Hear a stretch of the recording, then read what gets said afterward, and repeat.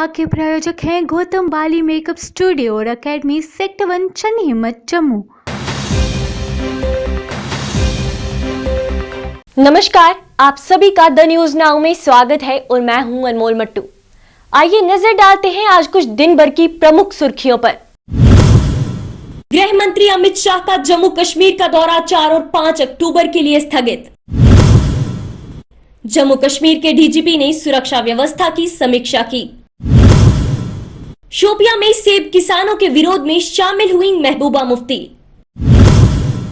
अपनी पार्टी के अध्यक्ष अल्ताफ बुखारी ने सेबों की ट्रांसपोर्टेशन को लेकर प्रशासन का किया शुक्रिया।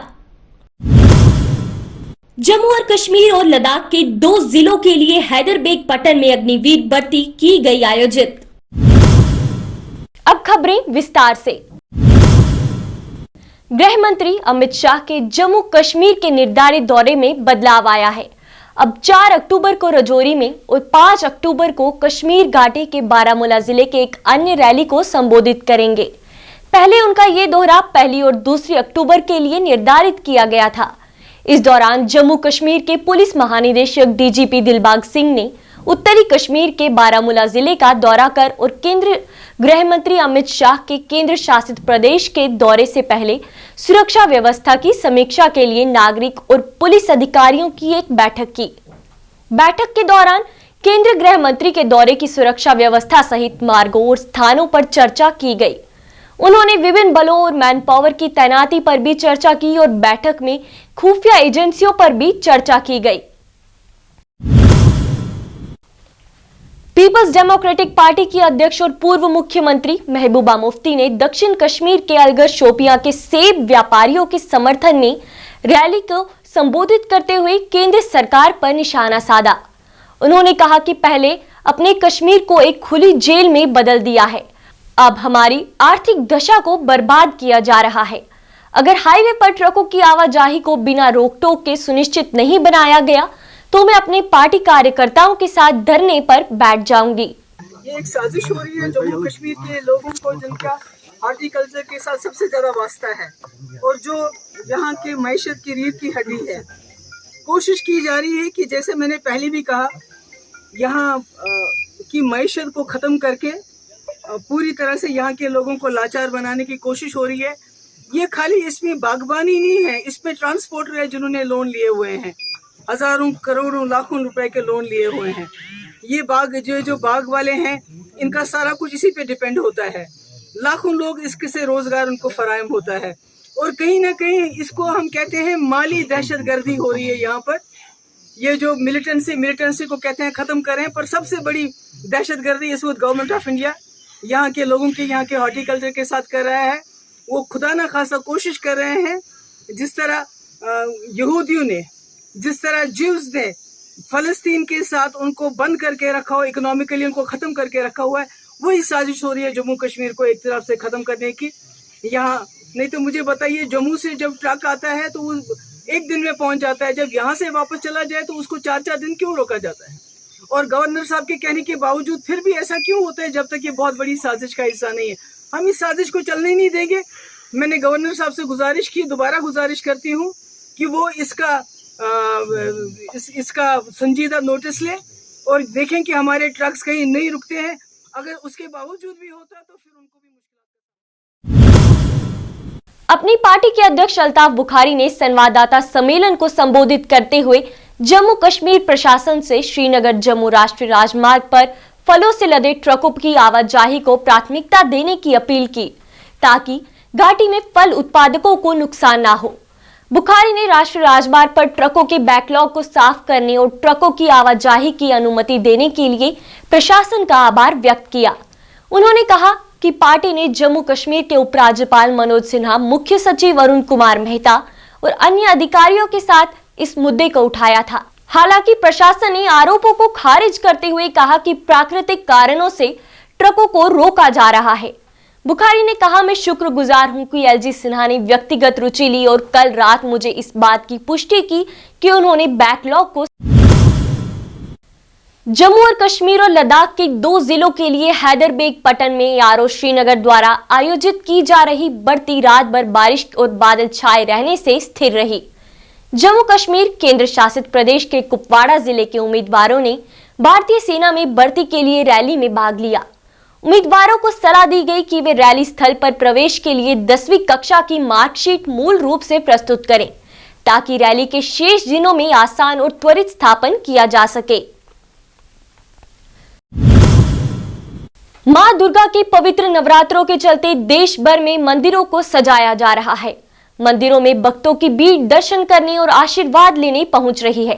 इसी के चलते कई जगहों पर रामलीला का आयोजन किया गया, जिसमें प्रतिभागियों ने अपनी भूमिकाएं खूब निभाई और उन्हें देखने कई दर्शक पहुंचे। दर्शकों ने हो रहे नाटक की खूब सराहना की। ये साल का वह समय है जब मॉनसून के फीके पड़ जाने पर सर्दियां अपने आगमन की घोषणा करना शुरू कर देती है। 80 के दशक में उससे पहले मनोरंजन का साधन बहुत सीमित था। बहुत से लोग टीवी का खर्च नहीं उठा सकते थे। उस दौर में सिनेमा लग्जरी चीज हुआ करती थी। जम्मू के दत्तारण पर देव ड्रामेटिक क्लब छन्नी हिम्मत में महाकाव्य नाटक आयोजित किया गया, जिसमें बीते कल श्रावण कुमार और राजा दशरथ के जीवन शैली के नाट्य रूपांतर देखा गया। आज ना पहला नवरात्र है तो इधर रामलीला होगी। बहुत मज़ा आता है इधर, बहुत कुछ सीखने के लिए मिलता है। बस और क्या, मज़ा आता है इधर।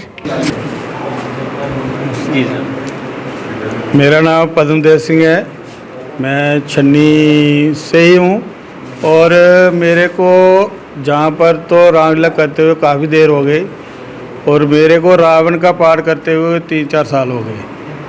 3-4 साल मैंने रावण का पाठ किया। उससे पहले मैं दूसरे रोल भी करता रहा। जैसे जैसे हम आगे चलते गए और स्टेप बाय स्टेप चढ़ते गए, तो अभी मेरे को लगातार पहले 3 साल हो गए रावण का पाठ करते हुए।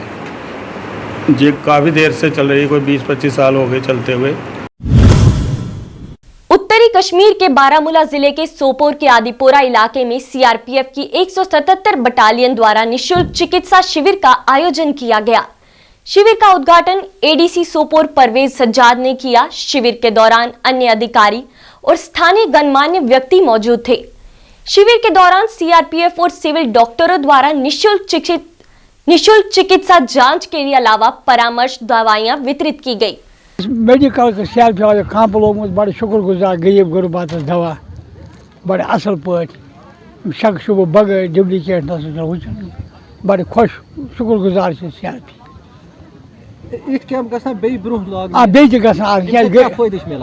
अवल शक शुभ अगर बाज दवा डुप्लीकेट अड़ बलनी अड़ ठीक पे बो डुप्लीकेट दवा यस मज शक शुभ कह दलील बड़ दवा असल तो खुदा बख्शन अमो शफात अमो बड़े शुक्र गाँव क्या गरीब लोग वनस सख्ती लोग हेकान हस्पताल गई किराया लगान 30-40 रुपये बड़ी मेहरबानी गरीब गुरबात।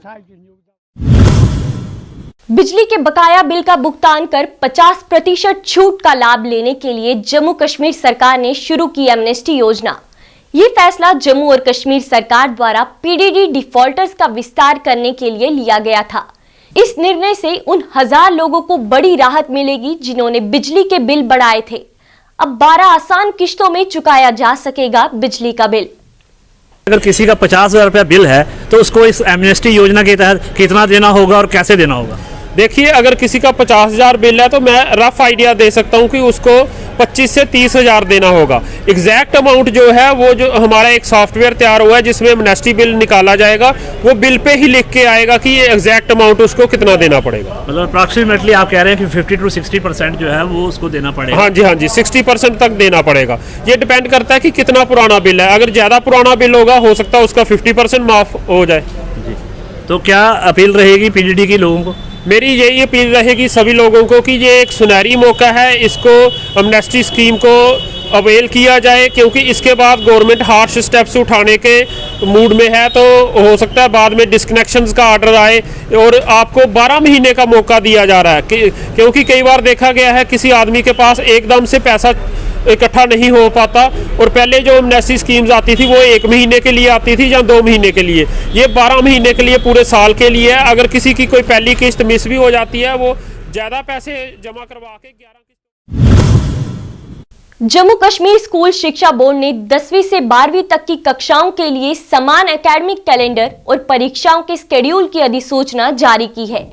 नए एकेडमिक कैलेंडर में विंटर जोन खत्म करने के लिए हार्ड जोन को छोड़ सभी क्षेत्रों में हर साल मार्च की परीक्षाएं करने की व्यवस्था की गई है। जम्मू संभाग में 309 और कश्मीर संभाग में 135 स्कूल को हार्ड जोन में रखा गया है। जेके बोर्ड ने लद्दाख के लेह जिले में सभी स्कूलों को हार्ड जोन में रखा है। इन स्कूलों में चालू शैक्षिक सत्र परीक्षाएं अप्रैल से कराने की व्यवस्था लागू होगी। हालांकि सभी स्कूलों के नतीजे एक साथ जून माह में घोषित किए जाएंगे। भाजपा के वरिष्ठ राजनीतिक कार्यकर्ता अब्दुल मजीद ने बांडीपोरा जिले के बनियारी क्षेत्र में जरूरतमंद परिवारों के बीच राशन किट का वितरण किया।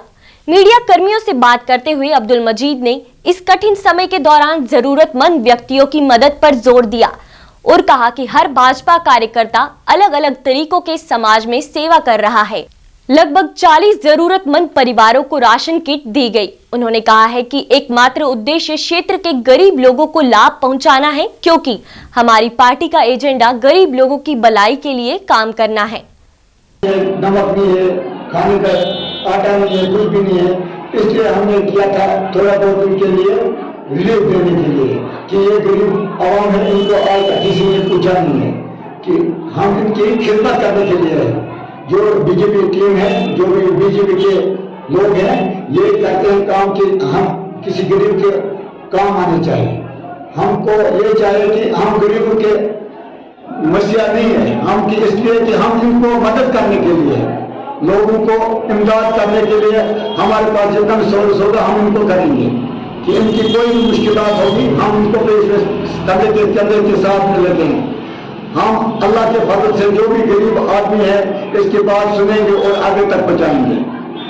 काम है।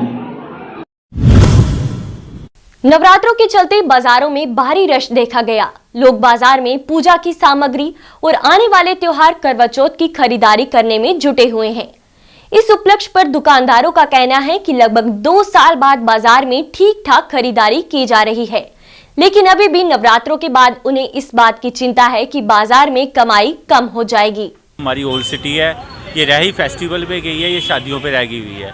अब 2 महीने, अब करवा चौथ का रश है, मार्केट में अच्छा कस्टमर है, पर ये करवा चौथ 13 अक्टूबर को ख़त्म हो जानी है। फिर आगे 1 महीना शादियाँ नहीं है, फिर नवंबर में भी शादी नहीं है, दिसंबर में जाके शादियाँ हैं, फिर नवंबर में थोड़ा बहुत काम निकलेगा।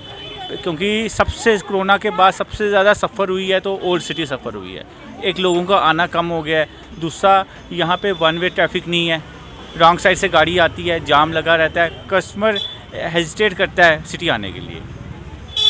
और मेरी एक एलजी साहब से दरख्वास्त है, रिक्वेस्ट है कि पूरा दरबार मूव किया जाए, जिससे क्या होगा, जम्मू की इकानमी बूस्ट होगी। एलजी साहब ने गिना दिया जी इतना खर्चा हर साल होता है, क्या उन्होंने दूसरी तरफ उन्होंने ध्यान नहीं दिया जम्मू की इकानमी कितनी बूस्ट होती है। आप देखिए, हमारे महाराजा ने एक था, जम्मू का कल्चर अलग है, कश्मीर का कल्चर अलग है।